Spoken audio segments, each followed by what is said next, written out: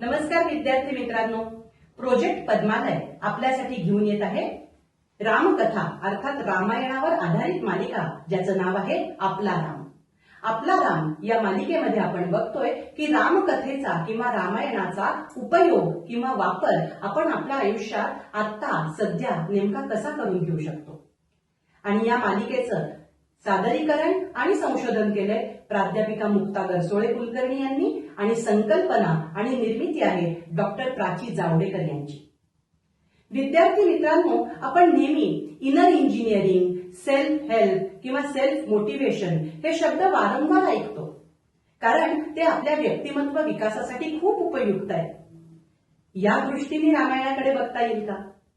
बघा, रामायणामध्ये असे अनेक प्रसंग आहेत ज्या वेळेला श्रीरामांनी किंवा इतर सगळ्या व्यक्तिरेखांनी सेल्फ हेल्प केलेली आहे, स्वमदत केलेली आहे, स्वयंप्रेरणेने अनेक कामं केलेली आहेत किंवा इनर इंजिनिअरिंग म्हणजे आंतरिक जडणघडण ही त्यांनी उत्तम केलेली आहे आणि त्यामुळे ते अनेक वेळेला प्रतिकूल परिस्थितीवर सुद्धा मात करण्यात यशस्वी झाले। यातला पहिला प्रसंग बघूया। ज्या वेळेला सीतेला पळवून नेण्यात आलं, लंकेला पळवून नेण्यात आलं, त्यावेळेला श्रीराम आणि लक्ष्मण हे वनवासात होते।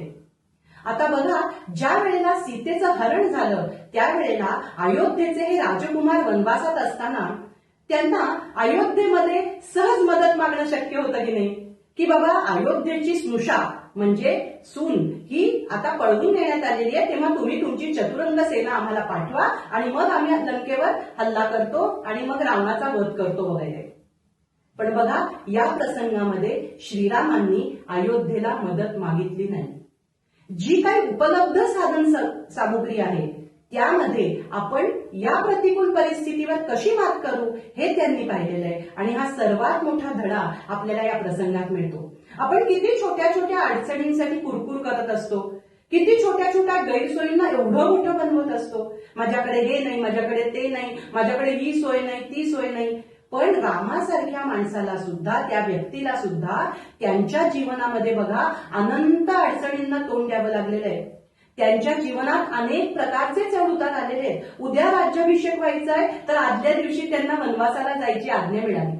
अशा पद्धतीची अनेक संकटे त्यांच्यावर आली। पण बघा, आपणच आपल्या मनाला उभारी द्यायची असते, ज्याला आपण सेल्फ हेल्प असं म्हणतो। आपणच आपल्या मनाला प्रेरणा द्यायची असते, ज्याला आपण स्वयंप्रेरणा म्हणतो, सेल्फ मोटिवेशन।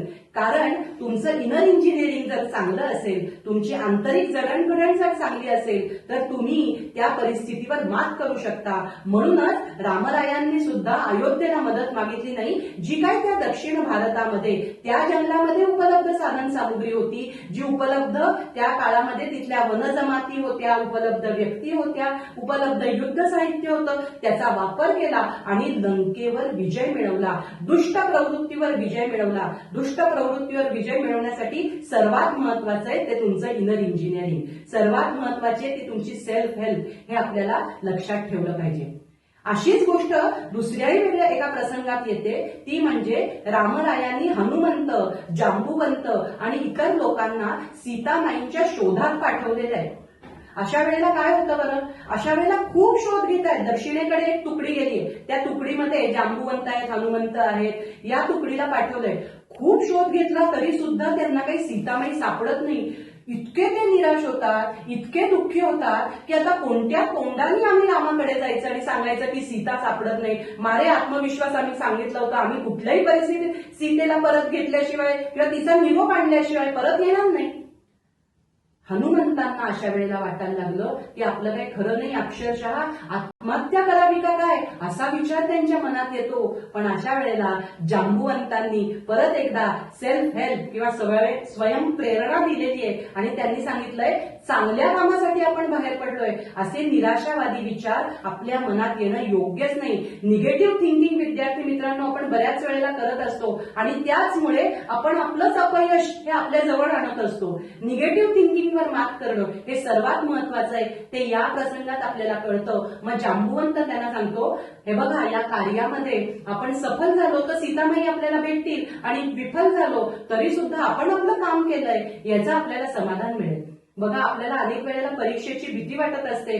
परीक्षेमध्ये यश आलं तर खूपच छान आहे, पण परीक्षेमध्ये अपयश असलं तरी अपयश हे आपल्याला पुढच्या एका यशासाठी अनुभव ठरू शकतो, हो की नाही?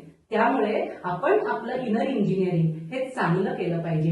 हे दोन प्रसंग आपल्याला हेच सांगत असतात. बघा, आपण नेहमी असं म्हणतो, they never fail who fall in for the great cause.